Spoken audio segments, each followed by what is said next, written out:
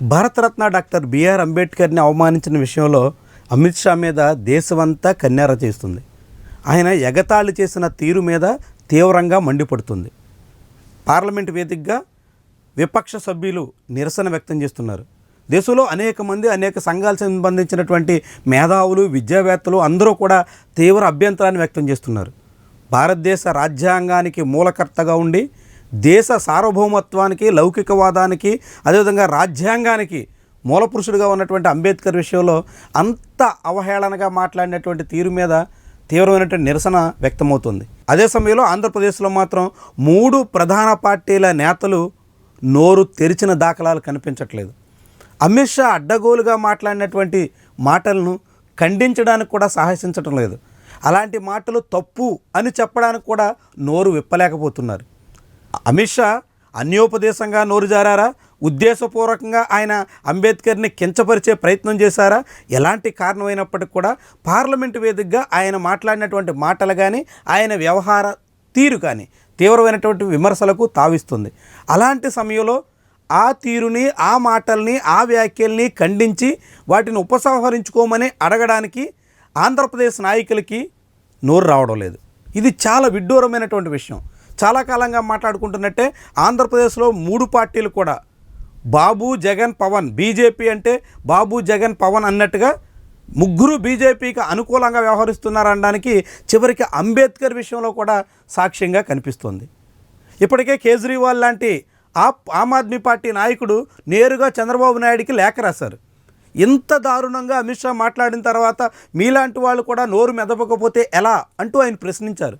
అయినా చంద్రబాబుకి మనసు రావడం లేదు. పవన్ కళ్యాణ్ అంబేద్కర్ సిద్ధాంతాన్ని పెద్ద రాజ్యాంగం పుస్తకాన్ని పట్టుకుని వేదిక మీద హడావడి చేసినటువంటి నాయకుడు ఇప్పుడు అదే రాజ్యాంగ రూపకర్త విషయంలో పల్లెత్తు మాట అనడానికి ముందుకు రావడం లేదు. ఎస్సీలంతా నా వెంటే ఉన్నారు, ఎస్సీల కోసమే నేను ఉద్ధరిస్తున్నానని చెప్తున్నటువంటి జగన్మోహన్ రెడ్డి కూడా ఇప్పటి వరకు ఈ కామెంట్స్ మీద, ఈ వ్యాఖ్యల మీద ఈ క్షణం వరకు మాట్లాడితే ఒట్టు. చంద్రబాబు మాట్లాడలేరు, పవన్ కళ్యాణ్ పెదవిప్పలేరు, జగన్మోహన్ రెడ్డి కనీసం స్పందించలేరు. ఏంటి ఈ నాయకులు?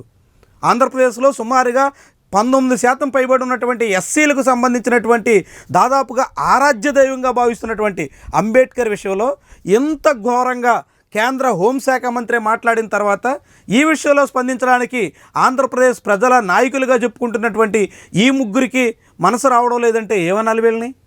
ఏం చేయాలి వీళ్ళని? ఎంత అమానుషంగా భావించాలి? అంబేద్కర్ విషయంలో స్పందించడానికి కూడా సిద్ధం కాలేనటువంటి వాళ్ళు రాష్ట్రంలో ఎస్సీలని ఉద్ధరిస్తున్నామని చెప్తే జనం నమ్ముతారా? భారతదేశానికే ఒక వన్నె తెచ్చినటువంటి అత్యున్నతమైనటువంటి పౌరుడిగా భారతరత్న బిరుదాంకితుడిగా ఉన్నటువంటి బాబాసాహెబ్ విషయంలో కూడా మాట్లాడడానికి వీరు ముగ్గురు ముందుకు రాకపోతే వీళ్ళని ఏం చేయాలంటారు? మనం అంతా ఆలోచించాల్సినటువంటి సందర్భం వచ్చింది. ఈ రీతిలో అంబేద్కర్ని కించపరిచిన తర్వాత కూడా జనమంతా రోడ్లెక్కి అమిత్ షా క్షమాపణ చెప్పాలని డిమాండ్ చేస్తుంటే ఆంధ్రప్రదేశ్లో ప్రధాన పార్టీలు మాత్రం మౌనం వహించడం ఎంత అవకాశవాదం అనాలి? ఇంత అవకాశవాదులు ఆంధ్రప్రదేశ్ ప్రజల్ని ఉద్ధరిస్తారని, ఆంధ్రప్రదేశ్ భౌతవ్యాన్ని కాపాడతారని, ఆంధ్రప్రదేశ్కి మేలు చేయడానికి వీళ్ళంతా కేంద్రంతో అవసరమైతే పోరాడతారని మనం నమ్మాల్సిందా? వీళ్ళు కేంద్రం ముందు ఇంతగా సాష్టాంగం పడుతున్నటువంటి తరుణంలో ఆంధ్రప్రదేశ్ ఆశలు కానీ, ఆంధ్రప్రదేశ్ ఆశయాలు కానీ, ఆంధ్రప్రదేశ్ హక్కులు కానీ సాధించడంలో వీళ్ళకి ఏమైనా చిత్తశుద్ధి ఉందని మనం భావించాలా? దేశ ఉత్తమమైనటువంటి అవార్డు భారతరత్న అవార్డు గ్రహీత విషయంలోనే ఇంత నిర్లక్ష్యంగా, ఇంత నిర్లిప్తంగా, ఇంత చేష్టలుడిగి చూస్తున్నటువంటి ఈ ముగ్గురు నాయకులు ఆంధ్రప్రదేశ్లో ప్రజల్ని ఉద్ధరిస్తారని భావించడానికి ఏ చిన్నపాటైనా అవకాశం కనిపిస్తుందా? అందుకే ఇప్పటికైనా ఈ నాయకులు స్పందించాల్సినటువంటి అవసరం ఉంది. అమిత్ షా మాట్లాడినటువంటి మాటలు వెనక్కి తీసుకోమని చెప్పడానికి ఎవరికి కూడా మిత్రపక్షమా లేదంటే వైరుపక్షమా అని చెప్పి ఆలోచించాల్సినటువంటి అవసరం ఉండదు. అయినప్పటికీ కూడా చంద్రబాబు నాయుడు లాంటి వాళ్ళు ఇక్కడ ఇట్లా ఆలోచిస్తూ కాలయాపన చేస్తే ఖచ్చితంగా రాష్ట్రంలో అంబేద్కర్ వాదులే కాదు, కాసింత ప్రజాతంత్రవాదులు, ప్రజాస్వామ్యం కోరుకునేటువంటి వాళ్ళందరూ కూడా చంద్రబాబు నాయుడు లాంటి వాళ్ళ తీరుని తీవ్రంగా తప్పుపట్టేటువంటి ప్రమాదం ఉంటుంది.